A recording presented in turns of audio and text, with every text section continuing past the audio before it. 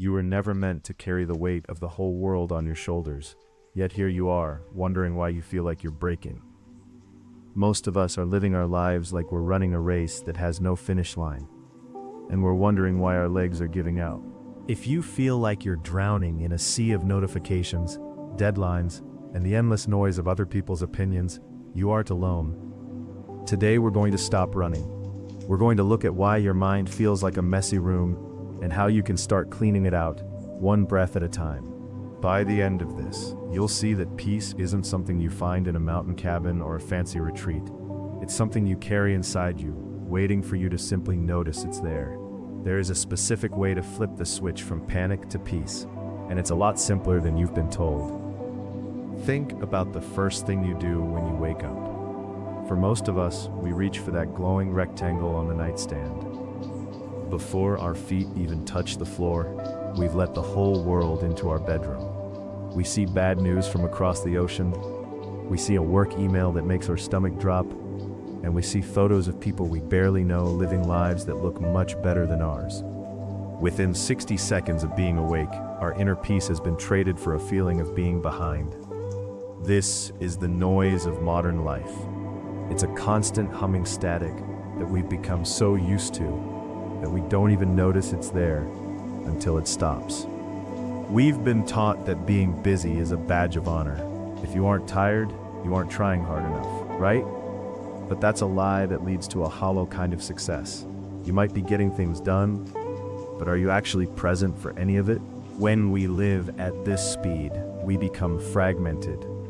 It's like being a mirror that's been dropped on the floor. We're in a dozen different pieces, reflecting a dozen different things. We're at dinner with our family, but our mind is at the office. We're lying in bed, but our mind is worrying about a conversation we had 3 days ago. This fragmentation is what makes us feel so tired. It's not just physical exhaustion, it's a soul-deep weariness from never being fully in one place.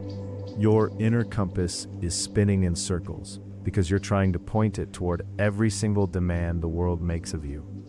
It's time to stop the spinning. There is a huge difference between being lazy and being still. In our world, we often confuse the two. But slowing down is actually one of the most productive things you can do for your brain and your heart. Imagine a glass of water that has a handful of sand thrown into it. If you keep shaking the glass, the water will stay cloudy and brown. You can't see through it. No matter how hard you try to fix the water by moving it around, it won't get clear. But what happens if you just set the glass down on a table and leave it alone? The sand starts to settle. Grain by grain, it falls to the bottom. Slowly, the water becomes clear again. Your mind works exactly the same way. When you're rushing from one thing to the next, your thoughts are like that sand, swirling around and making everything look messy. You can't see the truth of a situation when you're in a rush. You can't make good decisions when you're panicked. Slowing down isn't about quitting your job or moving to the woods. It's about choosing to breathe. It's about taking a moment to actually feel the weight of your body in your chair. It's about noticing the way the light hits the wall in your room. These small acts of presence are like anchors. When the wind of life starts blowing hard, these anchors keep you from being swept away. You're choosing to be here, right now, instead of being 5 miles ahead in a future that hasn't even happened yet. Let's talk about your breath for a second. It's the one thing that has been with you since the very second you were born. It's the most basic, simple part of being alive, and yet we ignore it most of the time. When we get stressed, our breath becomes short and shallow. It stays up in our chest. This sends a signal to our brain that we're in danger. It's like an alarm bell that never stops ringing. But you have the power to change that signal. By taking a deep breath, a real one, down into your belly, you tell your nervous system that you are safe. You're telling your body, hey, we aren't being chased by a lion. We're okay. Try to think of your breath as a string that connects your mind to your body. When the mind starts to wander off into worries about bills, health, or the past, you use that string to gently pull it back. You don't have to be angry with yourself when your mind wanders. That's just what minds do. They're like little puppies that want to run off and explore every shiny thing they see. You just have to be the kind owner who gently whistles and brings the puppy back to the path.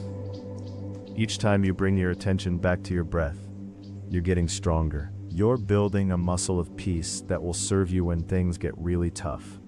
Have you ever tried to look at your reflection in a pond while the wind is blowing? The ripples distort everything. You might see a shape, but you can't see the details. This is what happens to our intuition and our inner truth when our lives are too loud.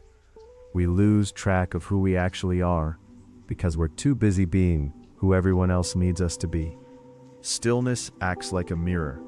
When the wind of the world dies down, the surface of your life becomes flat and clear.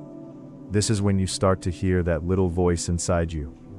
It's not a loud, demanding voice like the one your boss has or the one social media uses. It's a whisper. It's your intuition. It's that gut feeling that tells you when something is right or when you need to change direction.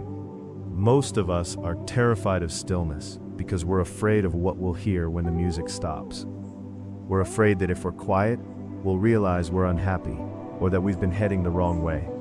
But listen closely. The truth can't hurt you. Only the things you hide from can hurt you. When you face the stillness, you give yourself the chance to fix the things that are broken. You give yourself the chance to heal. You start to see that a lot of the things you were worrying about don't actually matter that much. They're just passing clouds.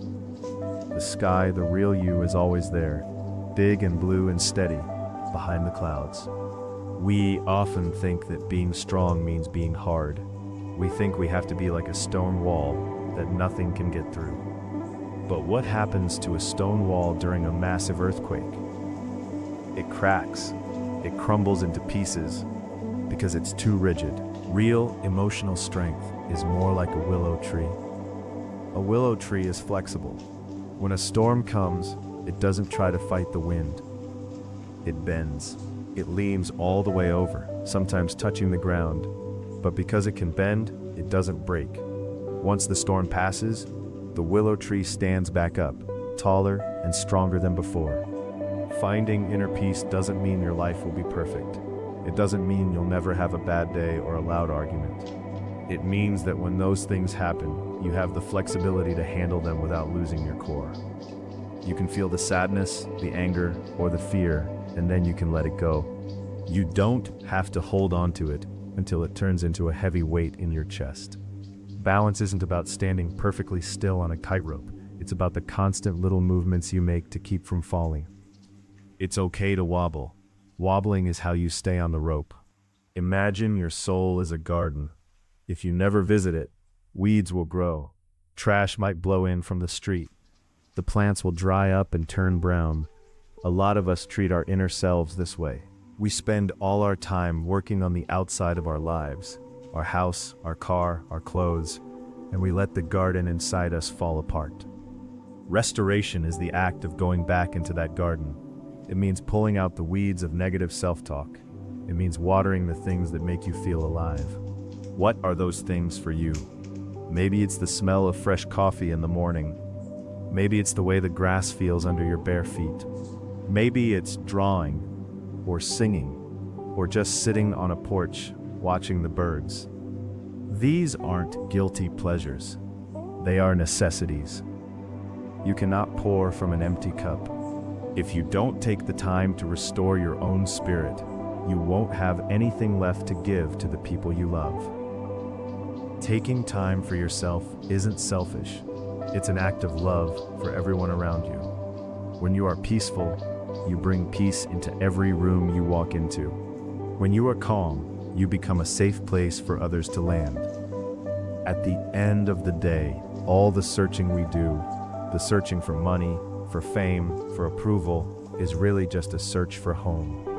We want to feel like we belong. We want to feel like we are enough.